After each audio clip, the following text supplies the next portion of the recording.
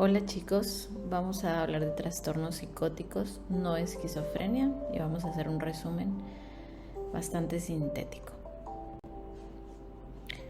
De los trastornos psicóticos, al menos tenemos 7 principales, de los cuales 4 son los más frecuentes y los más importantes para la psiquiatría. El primero es el trastorno esquizoafectivo, que es mucho más frecuente en hombres, y es lo que se conoce una mezcla entre la esquizofrenia y los trastornos del humor. Es de comienzo súbito y por lo general el primer episodio tiene características de depresión o manía asociadas a síntomas del criterio A de la esquizofrenia, es decir, alucinaciones, delirios, comportamiento desorganizado, lenguaje desorganizado, catatonía. Es importante saber que estos pacientes deben tener al menos 2 semanas con síntomas de alucinaciones y delirios sin presentar síntomas afectivos. Lo podemos dividir también en episodio bipolar o episodio depresivo o episodio catatónico, dependiendo las características que tenga. 1/3 de la población del trastorno esquizoafectivo se va a convertir en bipolaridad con la frecuencia de los episodios esquizoafectivos. 1/3 se va a volver esquizofrenia y 1/3 no va a tener ninguna patología. Podemos decir que las diferencias principales con la esquizofrenia es que el paciente vuelve al estado basal, tiene un componente afectivo evidente que no lo tiene la esquizofrenia, es de mejor pronóstico y no tiene síntomas negativos. Cuando hablamos del trastorno esquizofreniforme, también mayor en hombres, sabemos que cumple los criterios A de la esquizofrenia, pero nunca más de 6 meses. Puede presentar síntomas negativos, pero no es lo usual. Y recordemos que los síntomas negativos son un marcador de mal pronóstico. No se cronifica, por eso decimos que dura más de 6 meses, y siempre hay que excluir otros trastornos, ya sean afectivos o de otra índole. ¿Qué va a presentar? Alucinaciones, delirio, lenguaje desorganizado, conducta desorganizada o catatónica, y pocas veces, pero puede ser síntomas negativos. El 60 al 80% de los pacientes que presentan de 2 a 4 episodios evolucionan a esquizofrenia.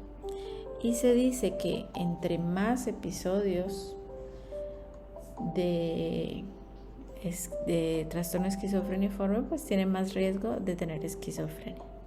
Entre las principales diferencias es que no cronifica, el paciente vuelve al estado basal, no es como la esquizofrenia que el paciente nunca vuelve a ser el mismo, tiene un mejor pronóstico y el tiempo también es diferente, no es para toda la vida.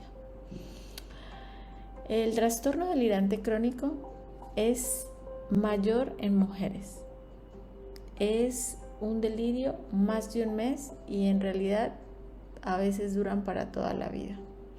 Eso sucede sobre todo en mujeres solteras, mayores de 45, y es importante que este trastorno no debe cumplir los criterios A de la esquizofrenia.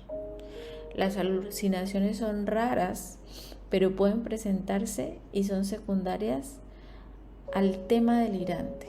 Acuérdense que estos delirios del trastorno delirante crónico son delirios verosímiles, es decir, que son muy creíbles. Su comportamiento no es extravagante y por ende ellas son pacientes que son productivas, tienen su trabajo, su vida social. Y dentro de los delirios más llamativos está el erotomaníaco, en el cual la persona está convencida, cree fervientemente en tener una relación con una persona famosa o con una persona de un estatus muy superior al de ella. También están los delirios de grandeza, el creerse muy inteligente, muy hábil, muy talentoso, o tener algún poder específico. También está el celotípico, que sí es más frecuente en hombres, que es muy frecuente en la consulta del paciente que está convencido de que su esposa le es infiel. No tiene ninguna prueba, no es evidente la infidelidad, pero esta persona sufre muchísimo. También está el delirio persecutorio, de mi vecino me odia, me quiere matar, siempre pone música para amargarme, me quiere torturar. El somático es la creencia de tener un cáncer, estar muriendo y ningún médico puede diagnosticarlo. Pueden ser también delirios mixtos en el que se mezclan todos estos que hemos mencionado y también no especificado, que pueden tratarse de otro tema, por supuesto. Después pasamos al trastorno psicótico breve, que es más en hombres también, y en el paciente va a presentar alucinaciones, delirio, lenguaje desorganizado, conducta desorganizada o catatónica, más de un día pero menos de un mes. El paciente va a retornar a su estado basal y nunca presenta síntomas negativos. Usualmente se puede saber el estresor, pero no siempre. Entonces uno debe especificar si hay un estresor evidente o no. Es de muy buen pronóstico y las principales diferencias con la esquizofrenia es que no cronifica, vuelve a su estado basal el tiempo, no tiene síntomas negativos y tiene muy buen pronóstico.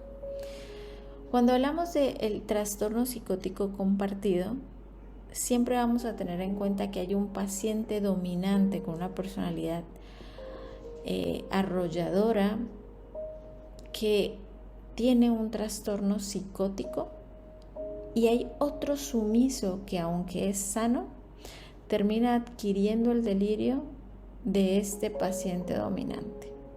Por lo general el paciente dominante es mucho más inteligente, más extrovertido, y el sumiso es una persona más pasiva, más influenciable, más ingenua, menos inteligente.